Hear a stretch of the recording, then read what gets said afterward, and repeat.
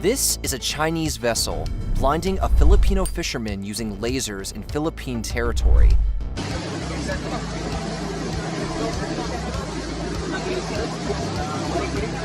Earlier, a big Chinese ship purposely collided with a Philippine Coast Guard vessel. It's not just Philippines. China has regularly and aggressively sent fighter jets into Taiwan territory and fired missiles over Taiwanese island. A Chinese warship cut across the bow of an American-guided missile destroyer transiting the Taiwan Strait. China has also sent ships and jets in Malaysia and Indonesian waters to harass the oil drilling operation in both countries' territories. This continuing and growing bullying by China has forced many nations to turn to the USA. In an effort to stop the Chinese advance, the US military has come up with a new strategy. A strategy to surround China and be ready to fight in case there's ever a major escalation. This strategy is the US plan to not only help smaller nations, but also stop CCP from exerting its influence over international waters.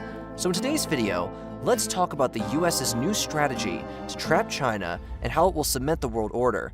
Before jumping in, we have a quick rant about the state of today's news organizations. News companies are just focused on being divisive and enraging.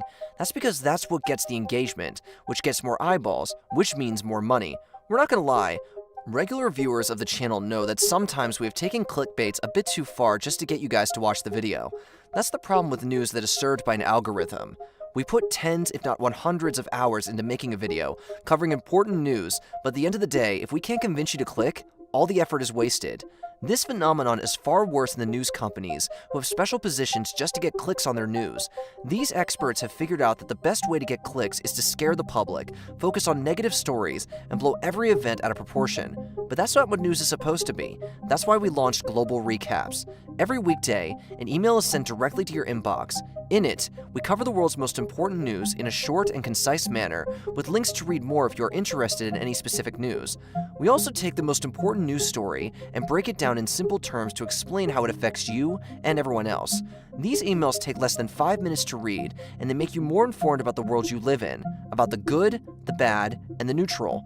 They are meant to keep you informed, not scare you. If you think these emails can be helpful to you, then you can sign up now by scanning the QR code on screen or clicking the link in the description. Now let's get back to the basics. Before jumping into the US's plan, let's quickly go over why China is willing to fight so many countries over the South China Sea. The South China Sea is a marginal sea in the Pacific Ocean bounded by South China, the Philippines, Vietnam, Thailand, Malaysia, and Indonesia. This region is believed to have around 28 billion barrels of oil reserves, 266 trillion cubic feet of natural gas, and holds 1/3 of the entire world's marine biodiversity, thereby making it a very important area for the ecosystem, even if fish stocks in the area are rapidly depleting. If all of these weren't reason enough, the South China Sea is a very important trade route, and as of 2019, around 3.37 trillion USD worth of global trade passes through this region annually. The main route to and from the Pacific and Indian Ocean ports is through the Strait of Malacca and the South China Sea. Generally, oil and minerals move north, and food and manufactured goods move south. As we have covered in our previous videos, China is heavily dependent on oil imports to fuel its economy and its industries. Roughly 50% of Chinese oil imports come from the Middle East, and that oil sails through the South China Sea. And as you guys have already heard the last 1,000 times we've said it, China is the world's manufacturing hub, and its economic growth is fueled by selling those manufactured goods to the rest of the world. A big part of China's exports flow through the South China Sea to the rest of the world, so we're sure you guys can see that the South China Sea is very important to China. But does that mean it belongs to China? We're not quite sure. Let's look at China's supposed claim to this area in just a sec. But first, let's go over the international law that defines who controls what part of the ocean. Just a quick reminder to hit the like button to help out the video against the CCP bots. Coming back to the topic, according to the Law of the Sea, that was signed in UN Convention in 1982, each country's sovereign territorial waters extend to a maximum of 12 nautical miles, 22 kilometers, beyond its coast, but foreign vessels are granted the right of innocent passage through this zone. Beyond its territorial waters, every coastal country may establish an exclusive economic zone, EEZ, extending 200 nautical miles, 370 kilometers from shore. Now, remember this, as this will become really important later in the video. Within the EEZ, the coastal state has the right to exploit and regulate fisheries, construct artificial islands and installations, and use the zones for other economic purposes. Now, every country recognizes this law, including China. This is actually how every country has claimed their part of the South China Sea, 200 nautical miles from their coast. Every country but China.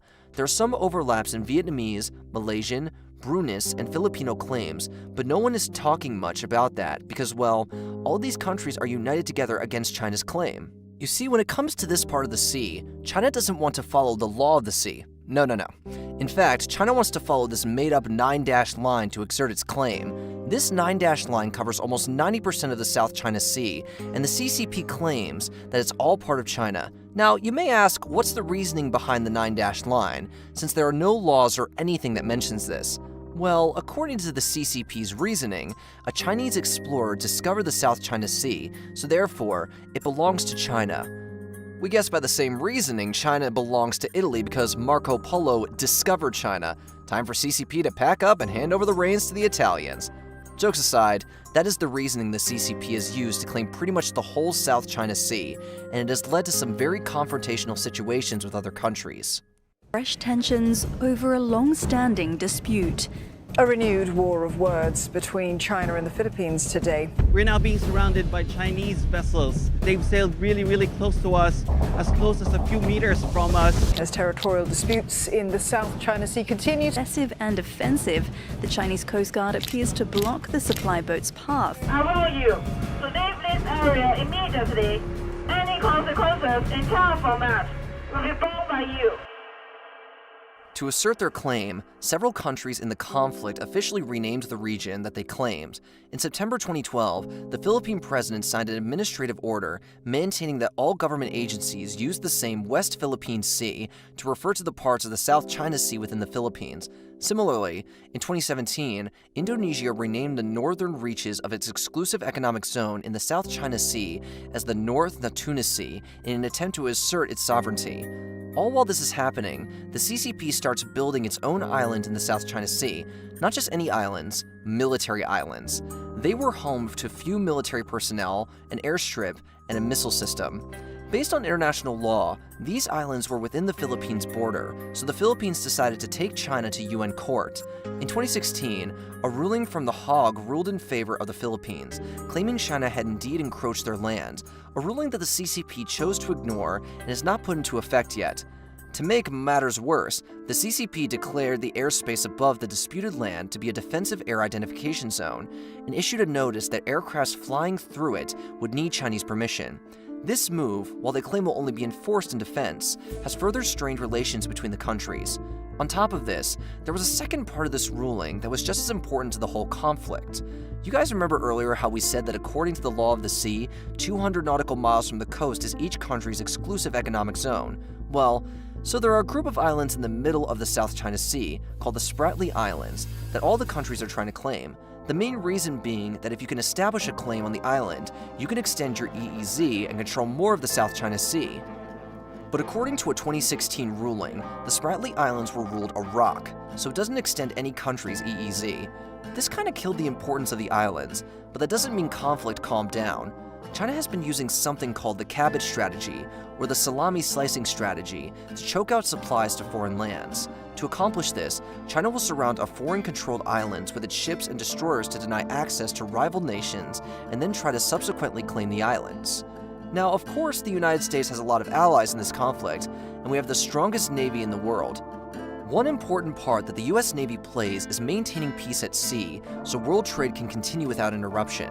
So since China was being so aggressive in the South China Sea, the US Navy has increased its presence there to keep peace. This is where the new US military plan starts. In fact, this was a plan that started soon after the end of World War II. To counter the Soviet Union and Communist China's maritime ambitions, the United States crafted the island chain strategy. As the Soviet Union collapsed and Communist China grew, a similar strategy has been used to contain China. Two island chains in the Western Pacific are noteworthy. The first comprises the Kuril Islands, the main Japanese archipelago, Okinawa, the northern part of the Philippine archipelagos, the Malay Peninsula, and Taiwan. The second chain consists of the islands of Japan stretching to Guam and the islands of Micronesia. America was able to set up bases or form partnerships with countries to solve its biggest hurdle. The US military had a problem in the Western Pacific, the tyranny of distance and time. Delivering military force across the vast Pacific Ocean has never been easy, even for a country as blessed in resources and ingenuity as the United States. If the Chinese army were to launch a rapid attack, it would be able to move a lot faster than the American Navy could respond if it weren't for the island chain. American forces located outside the conflict area would have to penetrate China's anti-access area denial A2AD network to restore the status quo that was there beforehand. A daunting proposition. Under these circumstances, Washington might face the unenviable choice of doing nothing or escalating to higher levels of violence. Either way, the national interests of both the United States and its closest allies would suffer dramatically. This is where the first island chain strategy was very helpful in stationing American troops and weapons near the possible battle zone. The main goal of being so close to China is twofold. First, by being ready to defend the area from Chinese aggression, the USA strategic forces are hoping to deter China from launching an assault in the first place. But this strategy only holds true as long as China believes that the US Navy can defeat it. History shows that deterrence is more likely to fail when an aggressor believes it can pull off an attack successfully. If Chinese leadership believes it can achieve gains through aggression quickly and without paying steep costs in blood, money, and reputation, it may be tempted to escalate a crisis to open conflict. This is where island chains are not only set up as a way to support allies, but also as a way to blockade the Chinese inside in case of an assault. As covered earlier, China is a big importer of oil. In fact, China imports almost double the amount of oil that the USA does, and the majority of that oil flows from the Middle East, which is transported through the Indian Ocean. All this oil passes through what some might consider one of the most important geopolitical choke points, here in the Strait of Malacca. It's projected that 80% of China's oil flows through this strait. This strait is the territorial waters of Indonesia, Malaysia, and Singapore. This strait is a very big weakness for China. In case of any war or political disagreement, this strait could easily be blocked off by enemies like India or the USA. Without access to this route, it's very hard for China to get energy to fuel its economy, let alone a war. In today's world, oil is the lifeblood of the economy and its government. The CCP can only survive for so many days with a mostly halted economy. That's why, as China's economy grew, the CCP became more aware of its shortcomings and invested heavily in improving its military and navy to avoid getting in the situation where another country controlled the sea routes that China depended on. CCP realized that to become the dominant power in Asia, China must first become the preeminent power in the first island chain. According to the U.S. Department of Defense's Military and Security Developments Involving the People's Republic of China 2019 report, China has been establishing communication, aviation and port facilities, fixed weapon positions, and barracks in the Spratly Islands since 2018. Developing a strong and permanent military presence in the first island chain will give China control of the major shipping routes in Asia and help in establishing itself as a dominant global power. The Chinese Coast Guard, CCG, frequently harasses fishing and survey vessels of other claimant states in the South China Sea. In 2020, a Chinese warship laser-tagged a Philippine Navy ship. A Chinese survey vessel, Haiyang DZ-8, illegally entered Malaysia's maritime exclusive economic zone and tailed a Malaysian state-owned oil company's contracted ship. On the 22nd of May 2020, Beijing announced an $178.2 billion military budget, an increase of 6.6% from 2019. Also in May, the CCG harassed Japanese fishing vessels in the Diaoyu Senkaku Islands. The militarization of contested islands and harassment of foreign vessels from Diaoyu Senkaku down to the Malay Peninsula exposes China's intention and strategy to control the first island chain. On top of overpowering the first island chain, CCP is also trying to build infrastructure and the world to overcome this obstacle. Many experts have pointed out that CCP's flagship belt and road initiative is a way of making sure that China has reduced its dependency on the Pacific Ocean routes. China has built pipelines both in Myanmar and Pakistan, from the coast to inner-city China. It secured long port leases in Pakistan and Sri Lanka. Similarly, China has also set up a military base in Djibouti to control Bab el-Mandeb, a vital strait off the coast of Djibouti that links the Red Sea to the Indian Ocean. Persian Gulf and Asian exports bound for Western markets must first pass through Bab el-Mandeb before reaching the Suez Canal. Between 12.5 and 20% of all global trade passes through this strait. only 8 miles from China's base, is Camp Lemonnier. As China got stronger, it made moves to set itself free of the island chain. This left many Pacific Ocean countries worried that China is preparing for increased aggression and bullying near Taiwan and South China Sea. It's not just the first island chain that China is targeting, it's also building up strength to overcome the second island chain in the middle of the Pacific. Just a reminder, the second chain consists of the islands of Japan stretching to Guam and the islands of Micronesia. China's presence in the second island chain would give Beijing control of the middle of the Pacific, which serves as a strategic military and economic outpost. The U.S.'s withdrawal from the Trans-Pacific Partnership in 2017 has emboldened China to fill the vacuum of influence in the Western Pacific. In September 2019, China's economic support for the Solomon Islands led the Pacific state to switch its diplomatic recognition of Taiwan to China. Soon after, Kiribati followed suit. In December 2019, China vowed to provide economic assistance for infrastructure development to Micronesia. Notably, Micronesia could serve as a strategic location for China to counter American military presence in Guam. However, the U.S. has agreements with Micronesia, Palau, and the Marshall Islands, the Compacts of Free Association, which gives the U.S. exclusive access to the land, sea, and air routes of these island states. Although China courts the Pacific Islands with promises of economic investments, they are still traditionally tied to the U.S. This fact adds difficulty for China, as a military presence without a strategic basing to penetrate the second island chain will be hard to achieve.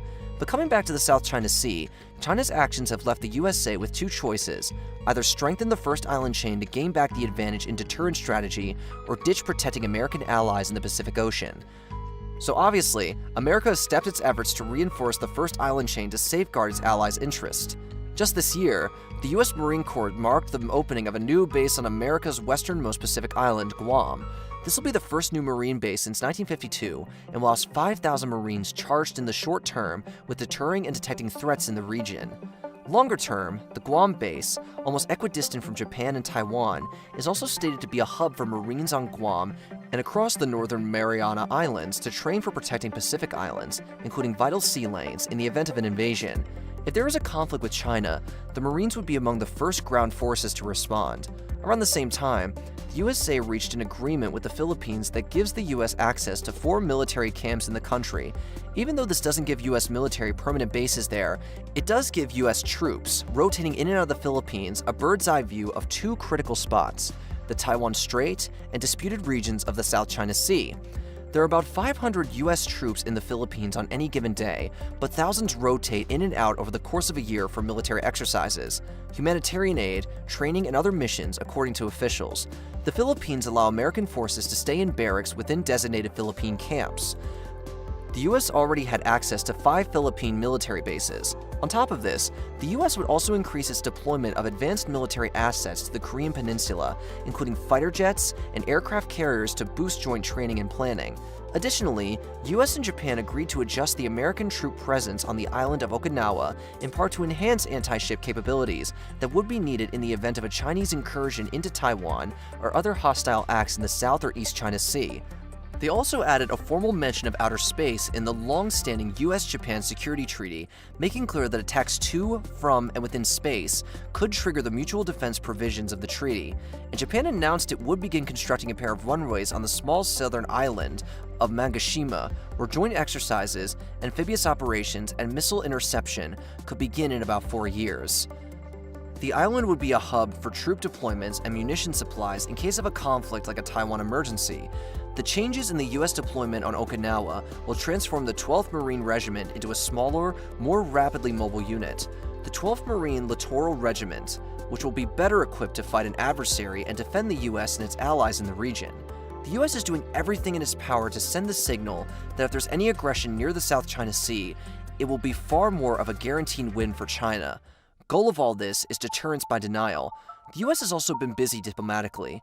The US opened an embassy in the Solomon Islands this year in a direct effort to counter China's growing influence there. There had been an embassy in the Solomons for several years, but it was closed in 1993 as part of a global reduction in diplomatic posts. Over time, however, the US became concerned about possible weakening ties with the country. The Solomon Islands switched allegiance from the self-ruled island of Taiwan to Beijing in 2019, and last year, the Solomons signed a security pact with China, raising fears of a military buildup by Beijing in the region. Reopening an embassy there, the US State Department said was a priority to counter China's growing influence in the region. The embassy in the capital, Honiara, is starting small, with a charge d'affaires, a couple of State Department staff, and a handful of local employees. Just to add insult to injury, India has also started its strategy to encircle China and contain China's growing influence. After seeing all the moves China has been making, a lot of military experts have pointed out that the Belt and Road is not just a geoeconomic plan, it also has a military strategic advantage. The ports have increasingly come to play a potentially more menacing role as dual-use ports that can give the strengthened Chinese Navy a global reach it lacked entirely just a few years ago. These strategic investments are nicknamed the String of Pearls, as the goal is to encircle India and put pressure on New Delhi. India was aware of this already, but the war in Ukraine showed every country in the world how important it is to secure your economic interests. In the modern world, wars can be won and lost before even stepping a foot on the battlefield. India realized that, in the case of a war, China's String of Pearls can be used as a way to choke off India's access to the world, on top of safeguarding Chinese interests. Adding to this, countries that received Chinese money were slow to criticize China whenever it would start skirmishes on the disputed border with India like it did in 2017 and 2020. There's also a rumor that China plans to start setting up military bases in countries that received Chinese loans. And of course, this was undoubtedly stressful for New Delhi, as it didn't want to be surrounded by the Chinese military. So India started laying out its own plan to safeguard its economic interests, but it didn't just stop there. Later in the video, we will go over how India is taking advantage of China's trade war with the USA to hurt China where it's the strongest, its manufacturing prowess. But first, let's go over how India is countering China's military. To counter the String of Pearls, India started its own alliances to encircle China, nicknamed the Necklace of Diamonds. India is expanding its naval bases and is also improving relations with strategically placed countries to counter China's strategies. In 2018, India partnered with Singapore and Indonesia to get access to their naval bases of Changi and Sabang. This increased India's influence and access to the Strait of Malacca, one of the most important choke points for China and the rest of the world in terms of trade. That same year, India also got military access to the port of Duqm in Oman. The port facilitates India's crude imports from the Persian Gulf. In addition to this, the Indian facility is located right between two important Chinese pearls, Djibouti in Africa and Gwadar in Pakistan. India has also signed an agreement with CHI for a naval base in the region, which will increase India's presence near the African continent. While doing this, India has also extended credit lines to Iran and agreed to build a port in the country to extend access to trade routes in Central Asia. Additionally, India has extended credit lines in Central Asia to countries like Mongolia, where Modi has agreed to develop a bilateral air corridor. New Delhi has invested a lot in policies to improve relationships with Japan and Vietnam. These relationships have helped increase Indian trade and consequently India's influence on countries around China.